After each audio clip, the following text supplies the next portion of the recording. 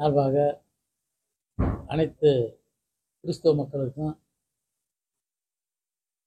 இனிய கிறிஸ்துமஸ் நல்வாழ்த்துக்களை தெரிவித்துக் கொள்கின்றோம். வருகின்ற ஆண்டு நல்ல ஆண்டாக பிறந்து புதுச்சேரி மக்கள் உண்மையாக இருப்பதற்கு ஒரு நல்ல ஆண்டாக விடிய வேண்டும் என்ற வேண்டுதலோடு இந்த புதுச்சேரி மாநிலத்தில் இந்த பிரச்சனை நடந்து முடிந்த இந்த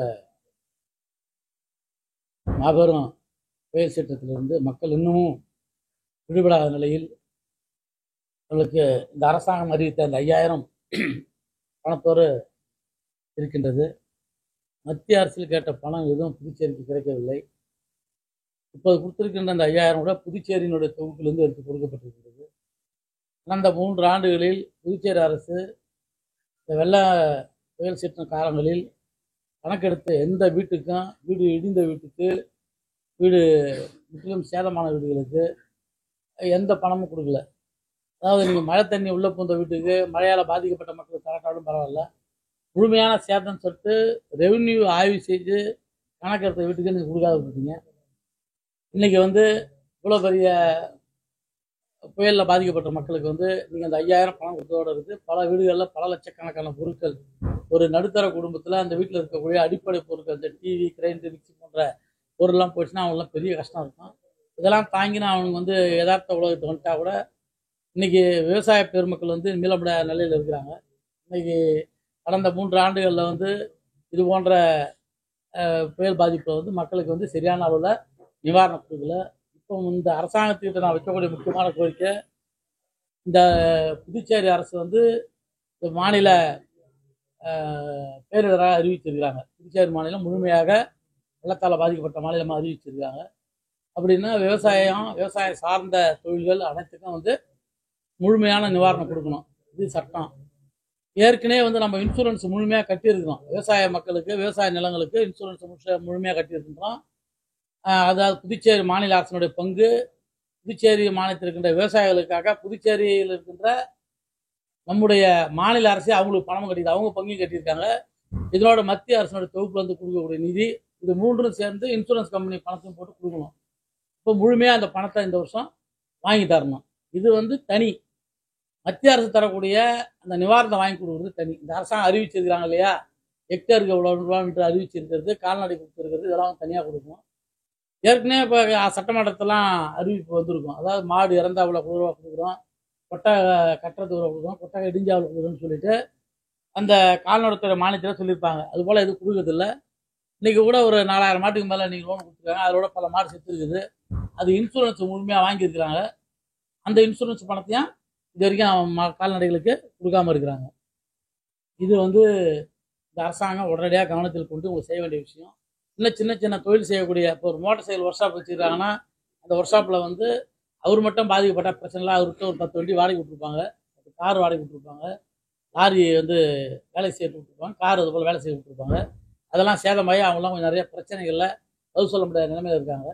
இன்சூரன்ஸ் கம்பெனிக்கிட்ட தமிழ்நாடு அரசு பேசி அவங்களெல்லாம் சலுகை பெற்று கொடுத்து அந்த பணம்லாம் கிடைக்கிறது வழி செஞ்சுருக்காங்க. புதுச்சேரியில் அதுக்கான கவனத்தை சுத்தமாகவே செலுத்தலை. இன்றைக்கி மத்திய அரசுக்கு தொடர்ந்து புதுச்சேரியிலேருந்து பல அரசியல் காரணங்களை சொல்லிட்டு டெல்லிக்கு அடிக்கடி எல்லாம் முதலமைச்சர் தர எல்லாரும் போயிட்டு வராங்க.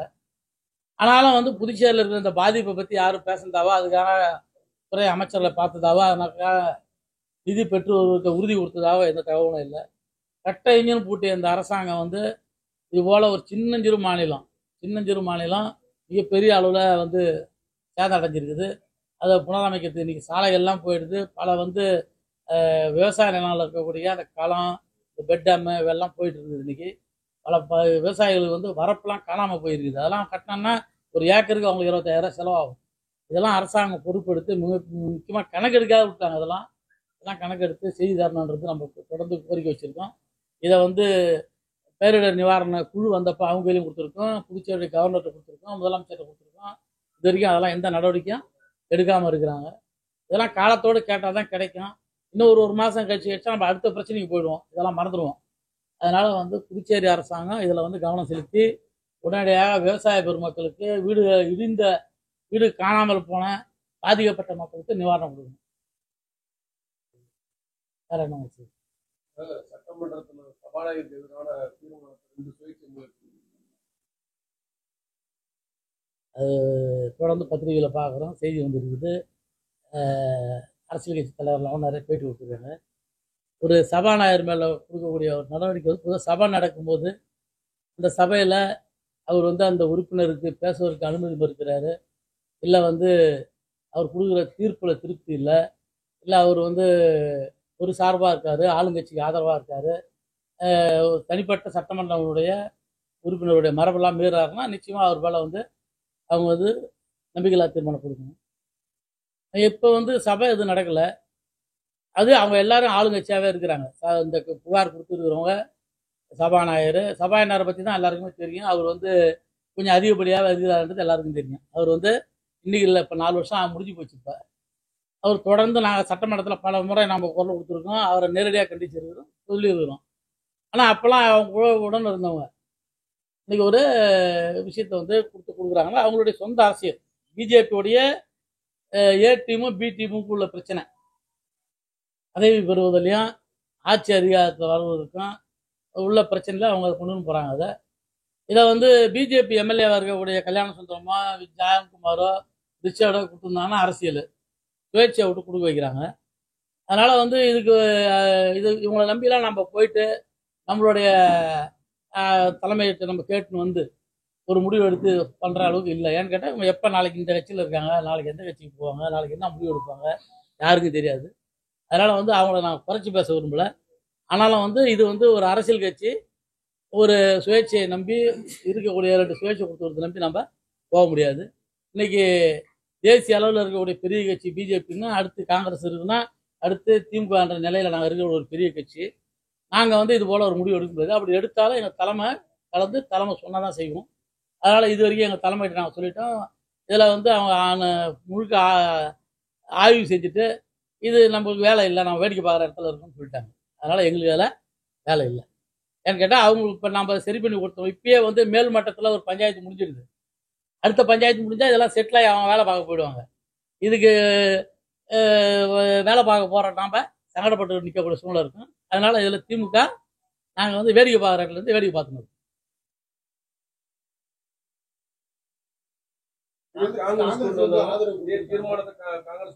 காங்கிரஸ் கொண்டு வந்தாங்கன்னா எங்கள் கூட்டணி கட்சி காங்கிரஸ் கொண்டு வந்தாங்கன்னா நாங்கள் எங்கள் தலைமையை கலந்து பரிசீலனை செய்வோம். அது அவங்க கட்சி நிலப்பாடு, அவங்க எப்படி வேணால் எடுத்துக்குவாங்க. எங்கள் கட்சியோட நிலப்பாடு எங்கள் தலைமை சொல்லி தான் நாங்கள் செய்வோம். அதோட எங்களுக்கு வந்து ஒரு கட்சி கொடுக்கும்பொழுது அந்த கட்சி எங்களுக்கு சார்புடைய கட்சியா அவங்க எந்த நிலைப்பாடில் கொடுக்குறாங்க, அவங்களுடைய சொந்த அரசியல் லாபத்தை கொடுக்குறாங்களா, இதெல்லாம் நாங்கள் பார்த்து தான் செய்வோம்.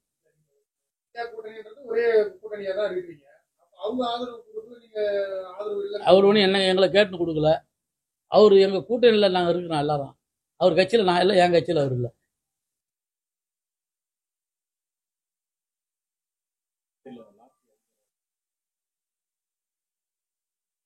எவ்வளோ பேர் பாண்டிச்சேரியில் வந்துருக்கிறாங்க, அது போல் எவ்வளோ பேர் வந்திருக்காங்க.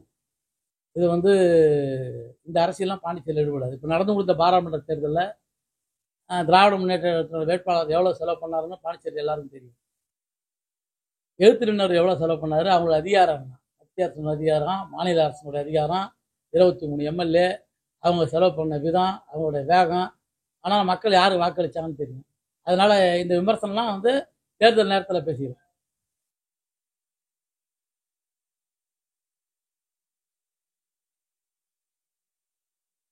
அதுதானே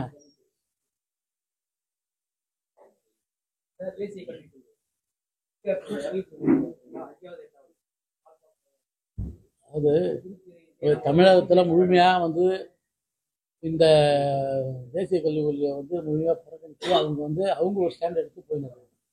புதுச்சேரியில் ஆரம்பத்திலே வந்து 2 கையும் தூக்கி அவங்க ஆதரவு தெரிவித்து செயல்பட்டு கொண்டாங்க இன்றைக்கி. அதனால் வந்து கல்வி சதவீதம் கடந்த ஆண்டு வந்து மிக பெரிய அளவில் குறைஞ்சிருக்குது. இன்னமும் பல ஸ்கூலில் வந்து அடிப்படை வசதிகளை செய்து தரல. கம்ப்யூட்டர் கிளாஸை வச்சு கிளாஸ் நடத்தணுன்ற முடிவு எடுத்துருக்கும் போது எங்கேயுமே வந்து இன்னும் கம்ப்யூட்டரில் வாங்கி தரல, அதுக்கான டீச்சரில் போடல. இந்த ஸ்பெஷல் ப்ரோக்ராம் நடத்தக்கூடிய ட்ரைனிங் உள்ள டீச்சர்ஸே இன்னும் இந்த அரசாங்கம் நியமிக்கலை. 30% மேலே டீச்சர்ஸ் குறைவாக இருக்கிறாங்க. பல பள்ளிகளில் வந்து அடிப்படை வசதிகள் இல்லை. அதனால் வந்து இது பாண்டிச்சேரி வந்து ஏற்புடையதில்லை. எல்லாரும் சொல்லிட்டாங்க.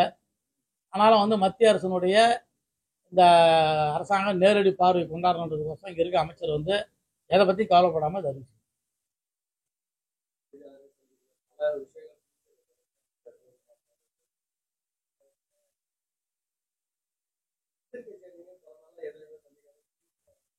இல்லை, இப்போ ஒரு முக்கியமான காலகட்டம். விவசாயிகளுக்கும் மக்களுக்கும் வந்து இந்த வெள்ளத்தால் பாதிக்கப்பட்டோம். நாங்கள் தான் முதல்ல கொடுத்தோம். எங்கள் கடமையை சரியான நேரத்தில் சரியாக செய்வோம். புதுச்சேரியில் அந்த ஆய்வுக்குழு வந்தப்ப முதல்ல அவங்கள சந்தித்து முழுமையாக அவங்ககிட்ட டைம் வாங்கி எங்களுடைய புதுச்சேரியினுடைய கோரிக்கையை கொடுத்தோம். எதை எந்த நேரத்தில் செய்யணுமோ அதை சரியாக செய்வோம். ஒரு சின்ன ஊர் இது, அழகாக மக்களுக்கு நல்லது செய்யறதுக்கு மட்டும் நேரத்தை செலவிட்டு செய்யணும். டெய்லி இப்போ நீங்கள் சொல்கிறது போல் எல்லாத்தையும் பேசிட்டு இருந்தோம்னா இதை மக்களுக்கான விஷயமா இருக்காது. திட்டம் முதலமைச்சர் ஒன்றும் இல்லை. இந்த ஆட்சி இப்போ கூட இந்த முடிவு எடுத்துக்கிறாங்களே, இப்போ நாங்கள் ஓப்பனாகவே சொல்கிறோம், இந்த ஆட்சி வந்து மக்களுக்கு எதிரான ஆட்சி. இப்போ புதுச்சேரியோட வளர்ச்சிக்கு இவங்க யாருமே வந்து இந்த கவலைப்படுறவங்க யாருமே சொல்லலை. இன்றைக்கி மாநில அந்தஸ்து கோசம் நாங்கள் வந்து புதுச்சேரி அரசாங்கத்தை கண்டித்து நாங்கள் செய்கிறோன்னு சொல்லட்டோம். புதுச்சேரி புதிய தொழில் கொண்டு வரது, ஃபேக்ட்ரியாக வராது, இதெல்லாம் சாத்திட்டு போகிறாங்க. அதுக்கோசம் நாங்கள் வந்து எல்லாரும் ஒரு அணியில் திரண்டு இருந்து இந்த அரசாங்கத்தை எதிர்க்கிறோன்னு சொல்லட்டோம். புதுச்சேரியில் ஐடி பார்க்கு சின்ன சின்ன ஊர், தமிழ்நாட்டில் இருக்கக்கூடிய சின்ன சின்ன டிஸ்ட்ரிக்ட் ஹெட் குவார்ட்டர்லாம் இன்றைக்கி ஐடி பார்க் வந்து பெரிய அளவில் இருக்குது. இன்றைக்கி வந்து திருநெல்வேலி, தூத்துக்குடி, ராமநாதபுரம், இன்றைக்கி திருச்சி, ஈரோடு, எல்லா ஊர்லேயும் இன்றைக்கி வந்து ஐடி செக்டர் வந்து இறங்கி அங்கே இருக்க அவங்களுக்கு வேலை கிடையாது. இன்றைக்கி 1 லட்சம் மாணவர், 1.5 லட்சம் மாணவர்கள் வந்து படிச்சுட்டு வந்து இங்கே வேலையில் இருக்காங்க. மீதி பேர் பேரண்ட்ஸ்கிட்ட காசு வாங்கும்படி சென்னையில் வேலை செஞ்சு தான் வாழ்ந்துட்டு இருக்காங்க. 12,000 சம்பளம் கொடுக்குறாங்க, 15,000 சம்பளத்தை வாங்கின்னு அங்கே வீட்டு வாடகை கொடுத்துட்டு கஷ்டப்பட்டு இருக்கக்கூடிய பிள்ளைங்க தான் இன்றைக்கி பாண்டிச்சேரியில் இருக்குது. இந்த அரசாங்கம் அதை பற்றி கவலை இல்லை. இன்றைக்கி 10 இன்ஜினியரிங் காலேஜ் வெளிவரக்கூடிய மாணவர்களுக்கு இந்த அரசாங்கத்தில் எதுவுமே கிடையாது. இன்றைக்கி ஒரு துறைமுகத்தை வந்து தனியார் தார வாத்துட்டீங்க. வருஷத்துக்கு 1000 கோடி ரூபா கிடைக்கின்ற சூழ்நிலையில் சர்வே பண்ணி இந்த வாய்ப்பு இருக்கக்கூடிய ஒரு விஷயத்த அதை பற்றி ஆளுங்கட்சியில் இருக்கக்கூடிய இந்த 23 பேரும் யாரும் வாங்கி தரது கிடையாது. இன்றைக்கி இந்த 1000 கோடி ரூபா புதுச்சேரி வரக்கூடிய வருமா, ஒரு டன்னுக்கு 100 ரூபான்னு கேவலமாக ஃபிக்ஸ் பண்ணியிருக்கிற ஒரே மாநிலம் எதுன்னா பாண்டிச்சேரி தான். இந்த அதிகாரிங்கிறதுக்கு டன்னுக்கு 1 ரூபா. ஆமாம்,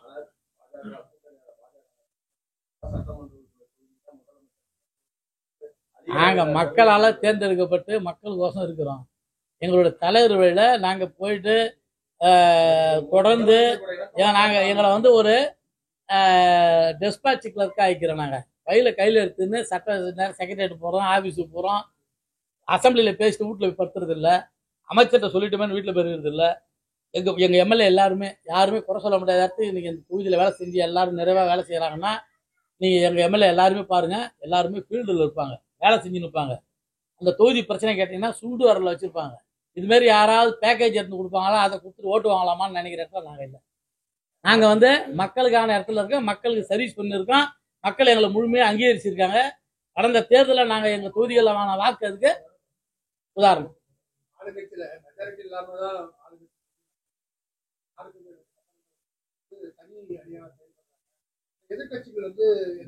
நீங்க நல்ல கேள்வி கேட்டீங்க. நல்ல கேள்வி கேட்டீங்க. இன்னைக்கு வந்து இந்த இப்போ நடத்தின இருக்க ஆட்டத்தில் நாங்கள் போய் ஜாயின் பண்ணோமோ அவங்க எல்லாம் ஒன்றாயிடுவாங்க. யாரு மனு கொடுத்தவங்க, சபாநாயகர் நம்பிக்கையில்லா தீர்மானம் கொடுத்தவங்க, அங்கே இருக்கக்கூடிய எல்லாமே அவங்க தானே. இந்த எதிர் தரப்புல யாரும் நாங்கள் 8 பேர் இருக்கோம் இல்லையா, 6-2-8 பேரும் போல அவங்களுக்கு ஆதரவு கொடுத்தவங்க, அவங்க கட்சியை சேர்ந்தவங்க அவங்க தான் இருக்கிறாங்க. அவங்களுக்கு இன்னும் பிரிஞ்சு இருக்கிறவங்கள ஒன்றாகிற ஒரு வேலை செய்யறதுக்கு நாங்கள் தயாராக. நீங்கள் சொல்கிற வேலையை நாங்கள் செஞ்சு அந்த வேலை தான் நடக்கும்.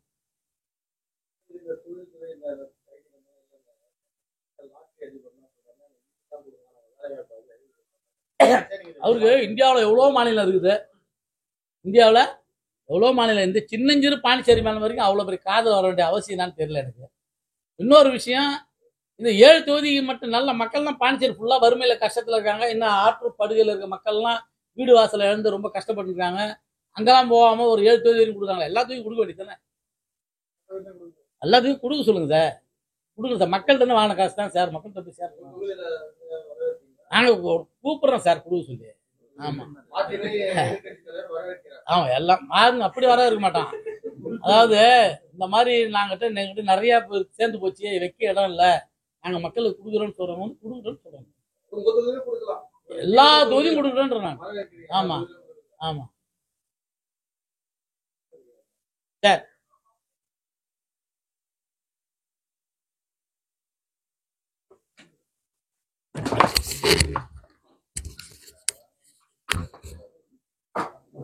இந்தா.